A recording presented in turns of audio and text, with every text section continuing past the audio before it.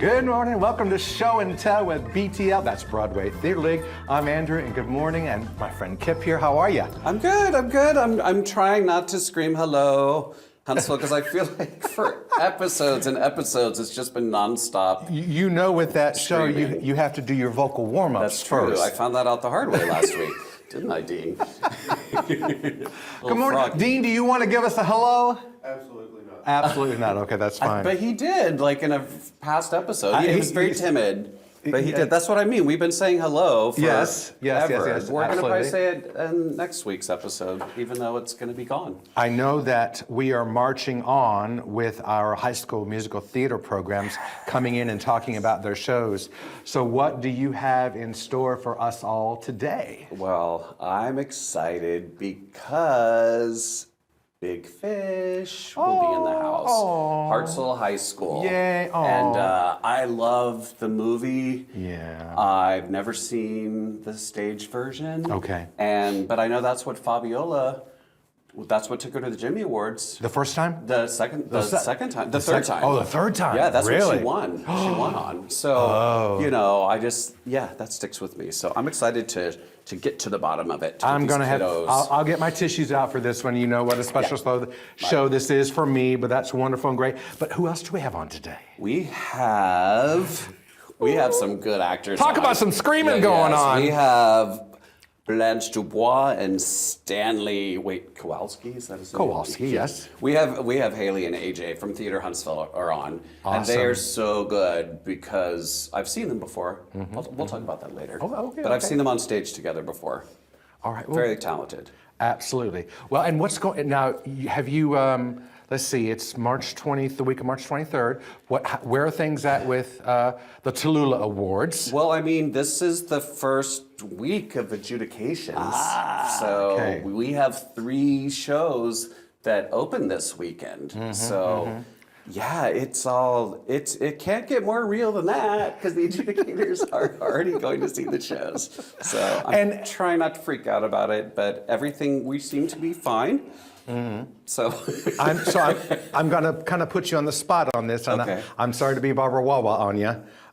So you've decided to be a chaperone. Oh. See? I told you I was going to. Yeah. Oh, dear. I mean, okay. So do we have time to talk about this? I guess yes. a little bit. Yeah, All right, we're I'll good. be quick. Yeah, okay, that's okay. Yeah, so basically for those that don't know, you send the 2 kids to the Jimmy Awards. They're there for 12 days. Right. 10 of them is like a boot camp and the performance and everything. They need a chaperone. And so you can send somebody from Broadway Theatre League, or you can pay $1,000 to the Broadway League, and they just have somebody. So we naturally assumed, we'll just pay the $1,000 because that's a long time to be out of the office. Until I started going to the Jimmy Awards events, and I started meeting other directors of education and such, and they told me very politely, you really need to go because these kids, you're going to be the only one they know. So they're going to be going through an emotional roller coaster while they're there, and they might just need a familiar face. And so that's when it dawned on me. I was like, oh, this is important, and it's for them. So I guess I'm packing my bags and going to New York City for 12 days. Oh, come on. You lived there for 36 years. Yes. You can live there another 12, can't you? No, I can't. It's just different, though, because the whole reason why you're there is just to be there for them if they need anything. So you're not really, you can't go out and do stuff. You just have to be waiting. Right. So that's why you're there. I mean, it could be anything, I need a bandage. I need a shoulder to cry on. I need, anything and everything, right? Exactly. I'm craving Chinese food. Exactly. Yeah, right?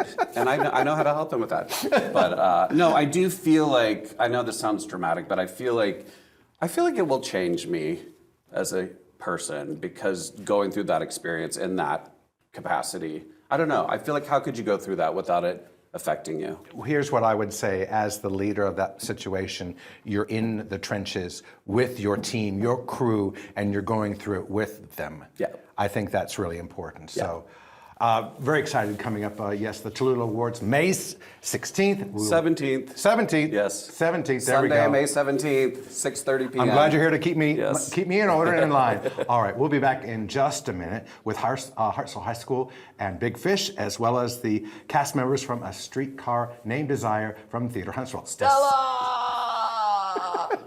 We'll see you in a minute. Rocket 95.1.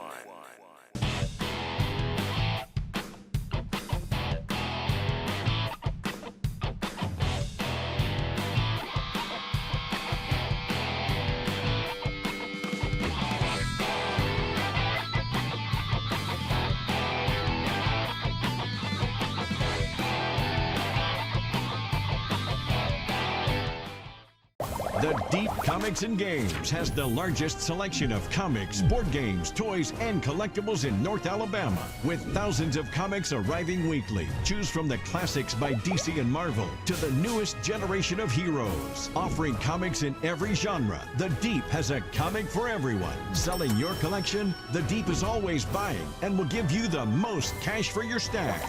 The Deep Comics and Games, 2310 South Memorial Parkway, just south of Office Depot. Star 99.1.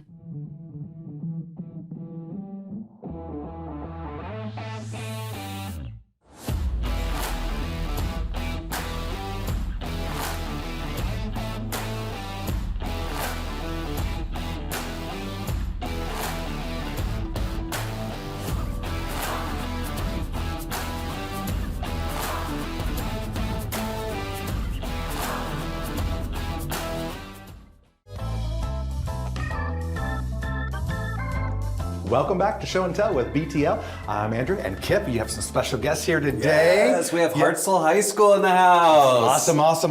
Yes. Cooper, Phoenix, and Brady. Wow. And you're doing Big Fish. Yes, sir. Yeah. Yes, sir. I mean, I've just met you and you already touched my heart. I really want to delve into with Big Fish. Tell us about this amazing story. Well, the story follows Edward Bloom and his son Will, and pretty much the story of Edward Bloom is from his son being so young. He tells his son these fantastic, these amazing stories about himself where he paints himself as just such a legendary hero.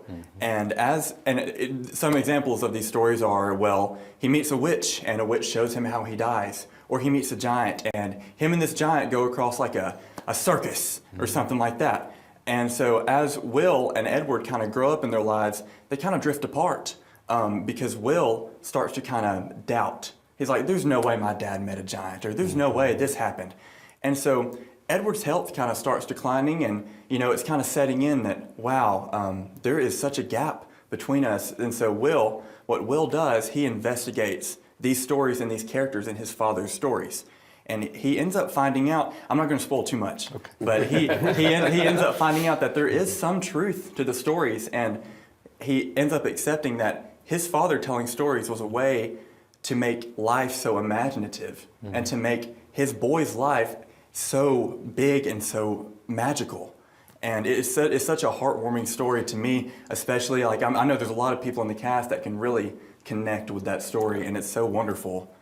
Have any of you been able to go down to the film location site outside of Montgomery? We're taking a field trip there later this year, but that's another part of it, is it being so Alabama focused. Right. Like the musical and then the movie are both based on a book by an author, Daniel Wallace. He's from Birmingham, and so he would spend his summers up in Coleman with extended family, and he based a lot of the small town on Coleman. Sure. And so having something so close to us has been a big help in rehearsals and stuff. Just something that we aren't tied to, but something we can connect with every single day. Yeah. I've been to that place a couple of times, and if you know the movie, if you know the musical, which I do know both of them, that feeling, and my hands kind of get shaking because I remember how it felt when I walked onto the island and I saw that little town sitting there, and you're looking straight through town and at the church at the end. And I actually, a very good friend of mine got married there in 2016. So just feeling that presence and the aura and everything while you're there. And I know today it's also covered in goats, I believe. Oh, I heard about there's a lot of that. goats there. But when you guys get to it's going to mean so much to you doing this show and then going and putting that in context with the actual place where the movie was filmed is just brilliant. Are you guys going to go see it before you do the show or after? Before. I like that. Okay. It's going to make things so much more deep and meaningful for you. We've all been talking, there's the line with the shoes and everything, and talking about like what if we're going to bring a pair of shoes and what shoes we're bringing to throw up there, something that means something to us, just to have that little thing. So it's nice our director is letting us do that. We're going to take a day off school and go up there, but yeah. I love that for you. That's so awesome. So tell us about each character that you guys play. You want to start with me? Yeah, sure. Okay. So I play Amos Calloway, who is the circus leader, and then on top of that, I am Brady's understudy for Edward Bloom. And Amos, they're two very different characters. Amos is more a supporting male, so I get to come in, kind of a princess thing. I come in, I do my Princess role. I do my couple scenes, I have my fun, and I go back to the dressing room, drink my water bottles and everything. So that's fun and everything. He doesn't have to do too much dancing, which I love. And then Edward, Brady will get to, but he's a whole different beast. He's tough, very So you're tough. the beast. Got it. Yeah. Okay. I guess so. It's Phoenix, a hard what character role. do you play? So I'm Sandra Bloom, and she's very, I think, strong and self-assured. And she kind of acts throughout the story as like a mediator between Edward and Will. Not so much denying that Edward did these things or that, confirming that he did, but saying, Will, maybe you should get to know your father more. Maybe y'all should talk more. And I just really appreciate that she has so much nuance.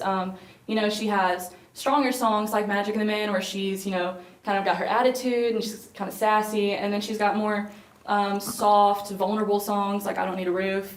And I just really enjoy getting to play her. It's something I've never done before, very different. I was Rizzo last year, so this is a whole new, Quite the departure then, whole yes. new Yes. thing to venture into. But yeah, so that's Sandra. And you, sir? I'm playing Edward Bloom, and the very interesting part about playing a character like Edward Bloom is you have 3 to 4 stages of life you have to play, and it's so interesting because it's not really a chronological story. You have to flip back and forth on on a snap in between those stages of life, and so it's been a difficult process getting there, but I have to change up the accents and stuff like that. So it's a really fun character to play. I can really connect with the character because I think it's so fun being able to put so much imagination into a story like this, because Edward's whole goal is to draw the audience in, is to make the audience feel it. And I really love being able to do that. I love trying to be an inspiration on the audience like that. Are you naturally a storyteller? I like to think so. Okay, good. That's absolutely own that. Yes, Yeah. Well, absolutely. and own that. you guys have 2 casts? Yes. Right. Yes, sir. Okay, because they're participating in the Tallulah Awards. Right. Yes, sir. And they have 2 different casts, and they're both being adjudicated. Yes. Correct? Yeah, so that's cool. So you are Edward Bloom, and then you are Edward Bloom in the other cast? Yes. So technically, you guys might be competing against each other. Against each other.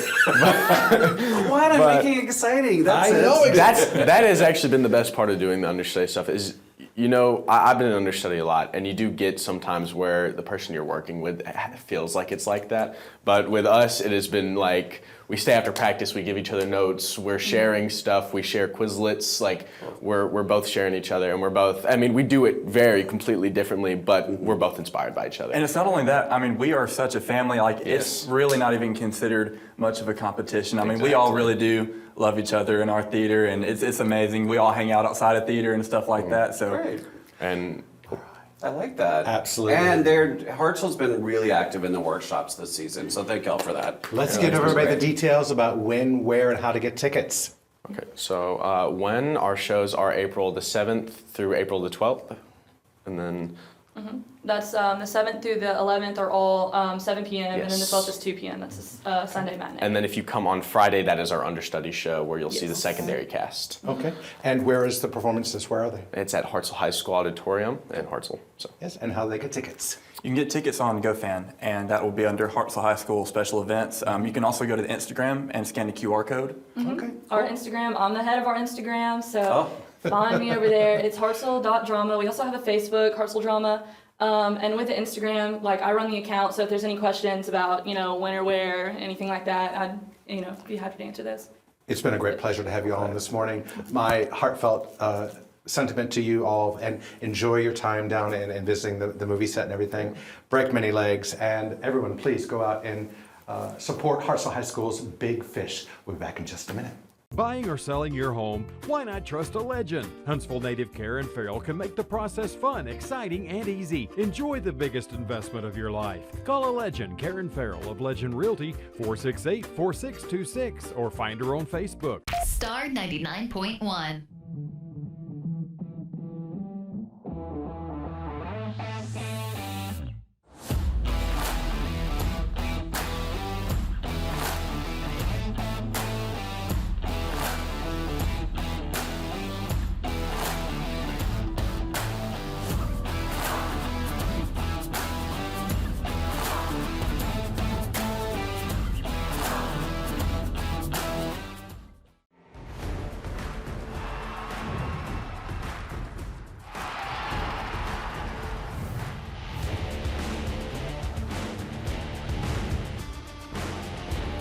Get your tickets now at HavocTix.com. Welcome back to Show and Tell with ETL. I'm Andrew, my friend Kip here, and some very special guests today. AJ, Haley, welcome, thank you. Thank you for having us. And you have decided to take on A Streetcar Named Desire. That's right. Yeah. Okay, Yeah. so you have some very lofty goals, don't you? Absolutely, yeah. And yes. When I think about this, and truly and honestly, the 1948 winner of the Pulitzer Prize, and I think, how is it still relevant today? Do people know what this is? Right. We find out a lot of times at Broadway Theatre League, and in recent history, people didn't know what Peter Pan was. And so my first open question to you is, in the theater community, this is like a Bible, right? Yeah. As far as a play and a role are concerned. What do you think about A Streetcar Named Desire in 2026? Well, I feel like A Streetcar Named Desire is extremely relevant today because it's really just holding up a mirror to the human condition and humanity. The entire play centers around four people and their interactions in this really small space, dealing with a clash of new ideals versus old world, and just dealing with abuse and violence and trauma and how all of that intertwines and how they react to it. So really and truly, it's just a play about humans and how we're all human and we all have flaws, but And can we talk about the other character that is in the show? And I've not seen it in person. I know you guys have seen it. Can we talk about this set that I'm just like it's just amazingly spectacular. Gotcha. The shadows and the seeing through and the cracks and everything. And I just go, whoever is Mark Eccleston is Yes. doing this. Yeah, okay. I saw that set and I knew exactly who did it. Oh yeah, we got really, really lucky. Talk about another character in the show. Yeah. So what is it like to play these two iconic roles?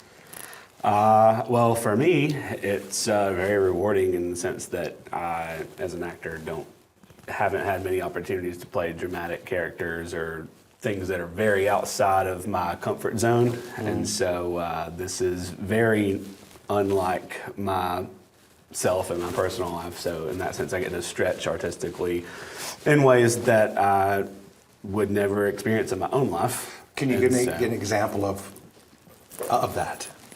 Well, Stanley is very reactive, manly, patriarchal, scary, abusive, straight man. And none of that's me. So, I want to say too, though, that this is a very coveted role. I remember hearing people in the community being like, who do you think's gonna get Stanley? And who do you think's gonna get Blanche? Yes, exactly. And you did! Yes. So it's pretty cool, Yeah, because everybody wanted those roles. There were so many people at auditions. I don't think I've ever seen a Theatre Huntsville audition that was that packed. Because, Blanche, Stanley, Stella, this play is a lot of people's mecca. Like it's the dream role. Like Blanche was my dream role, and I'm happy that I got it. But And so many people were so talented that tried. it was out for insane. this. So Yeah. I'm just grateful to be here. Did you connect more with Blanche? Absolutely, Directly? absolutely. But this isn't my first go around with Blanche. When I was in college, which was a long time ago, I got to understudy the professional actors that came in to do the professional show at UNA. And so my experience with Blanche as a 20-year-old was fantastic, but I think the first time that I experienced her, it was really through that other actress's lens and how she was interpreting her. And I think coming back 15 plus years later and getting to reevaluate this character and bring my interpretation to the table and come to her with empathy and understanding and a lot more life experience than I had before is just a whole new world. Like I'm having the best time. She's so layered, and I feel like a lot of people can just think of Blanche as this hysterical, crazy, woman, like this stereotype, two-dimensional person, and that's not what she is at all. Well, I think in general, as actors, we're all actors here. One of the things, everyone wants us young and beautiful and in our prime at 21, and they want you to do all these great things. But to have the chance to come back to it when you are, like you said, 15 years older. Right. I would love to be in your brain and understand the differences and what you bring now to the role to make it so much more impactful. Yeah, I mean, at 20, saying lines like, you have to be young and attractive, and I'm fading now. Like, as a 20-year-old, I'm not fading. I'm in my, I look great. I'm 36 now, and like, Mama has a little bit more wrinkles. Like, I've lived a little bit more. I've been in the sun a lot more, Like, I understand what she's saying, and I am the age that Blanche was in this play. Like, I am in my 30s, like my late 30s, after 35. Like, I understand all of the things that she's going through. Maybe not to the same degree because it's a different time, but you're right, back in that era, if you were back in the 50s at that age, you were considered an old maid, but 36 in today's world, it's like, you're just a strong, independent woman, right? Absolutely. Exactly. And I feel like a lot of that drives her in this play because she talks about she needs protection. She needs stability. She's like fighting to find this stability in her life. And in this day and age, women give that to themselves. Like, we're independent. Exactly. Like, we don't have to find a man or find a partner to find that stability and that foundation. But in the 1940s, Blanche was like, I've got to get married. I've got to find a man. I've got to find somebody who will protect me and like shelter me from this dark, terrible world. And she did that when she was 16. She got married, and then tragedy happened, and she was on her own again. And she's just spent these last few years scrambling, trying to find some substance, some kind of footing. And I feel like that is really what drives her throughout the entire play. I know Southern Gothic. There you go. That's what we love, Southern Gothic. I know that the community is so very excited to see, witness, take this experience in, and just kudos to you both. And break many legs. Give us all the details: when, where, how, and why. This will be put on at the Von Braun Center Playhouse, opening March 27th through April 5th. You'll have 8 performances to check it out over 2 weekends. You can get tickets at tix.com, and sell us out. Yeah, for sure. It's fantastic. It's dramatic, and there are some trigger warnings like domestic violence, sexual violence, talk about suicide, but it is a fantastic human play. Like, it's wonderful. Absolutely. You do not want to miss Theatre Huntsville's A Streetcar Named Desire. Make sure you have your seat, and we'll see you there at the show. Thank you guys so much for coming today. Thank you. Break a leg. Have a good one. Thank you. Appreciate it. Have you listened to Mix 96.9? The 80s, 90s, and more. With the best variety. Mix 96.9. Fun and upbeat. Mix 96.9. The best variety of 80s, 90s, and more. Mix 96.9. Looking for high energy, fast-paced, non-stop fun? Come experience Havoc Hockey live. Get your tickets now at HavocTix.com. The Deep Comics and Games has the largest selection of comics, board games, and toys in North Alabama. All your favorite games such as Ticket to Ride, Munchkin, and Catan. Trading card games such as Magic, The Gathering, Yu-Gi-Oh! Or Pokemon. Miniature games, Warhammer, Star Wars, Flames of War, and all the supplies you need to get them ready for play. Selling your collection, The Deep is always buying and will give you the most cash for your stash. The Deep Comics and Games, 2310 South Memorial Parkway, just south of Office Depot. Buying or selling your home, why not trust a legend? Huntsville native Karen Farrell can make the process fun, exciting, and easy. Enjoy the biggest investment of your life. Call a legend, Karen Farrell of Legend Realty, 468-4626, or find her on Facebook. Welcome back to Show and Tell with BTL. I'm Andrew. Wow, what a day episode. I mean, starting off with Hartselle High School, Big Fish. Big Fish, I mean, I saw Big Fish on Broadway. I love that. And it didn't last very long. And I still don't understand. I was trying to remember Broadway actress Kate, and I can't remember her name, reddish blondish hair. She played the lead female role in Big Fish. And I can't remember it, but I just remember being so touched by the story, you know? Yeah. And the fact that Hartselle High School is doing it is, I think, truly very, very special. And I think it's going to be a deep, meaningful show for the kids. You know what I mean? Absolutely, and I love that all three of them are seniors. Yes. They're clearly bonded and care about each other and care about the program and everything. So it was really beautiful to see that. I know I threw in the whole competing, but I loved the way they jumped in and shot it down. Stuck up for each other. That was encouraging to see. And I mean, let's talk about taking on icons. I mean, A Streetcar Named Desire. Yes. I mean, you just say the title. I mean, I think just saying the title comes with an intensity. You know. And that's why, so when I was joking with you about, I didn't get to ask my questions, no, because they're great, and I've seen them together on stage before, the two of them. They were in The Girl on the Train together, and they were both so great. So I was super excited when I found out that they were cast in these roles, because like I said, people were whispering, who's gonna get this, who's gonna get that? And then I was like, yes, that I can completely see that. And my last bit of trivia is that, I don't know if you realize this, but Haley plays Tallulah Bankhead in The Cemetery Stroll. Oh, okay. Yes. Got it. You know, it's funny when I was talking to AJ about, you know, what he liked most about the role, and he said everything was opposite of him. And I thought, I need to teach him how to do my Julia. Oh, yes. Some of those monologues. Julia Sugarbaker. When she just like steps into it and she's just like, bam! Yes. And it's like, you know, because that Stanley Kowalski, I mean, he's just a real, the virility and then the passion, he's just real, I feel like that a lot of times. Right. You know what I mean? I don't necessarily think about Stanley Kowalski, but that behavior, I'm just like, It's like I never really compared Stanley and Julia Sugarbaker to being the same kind of person, but you're right, I guess they kind of are. And I guess Suzanne Sugarbaker is kind of like Blanche DuBois. Exactly. So there you go. It's designing women. Go. That's what it is. It all comes back to designing women. It truly does. Yeah. A classic never goes out of style. Oh, it sure doesn't. No, exactly. Right. Well, it has been our honor and pleasure to have you here on the show today with Show and Tell with BTL, my friend Kip. Yes, absolutely. Howdy.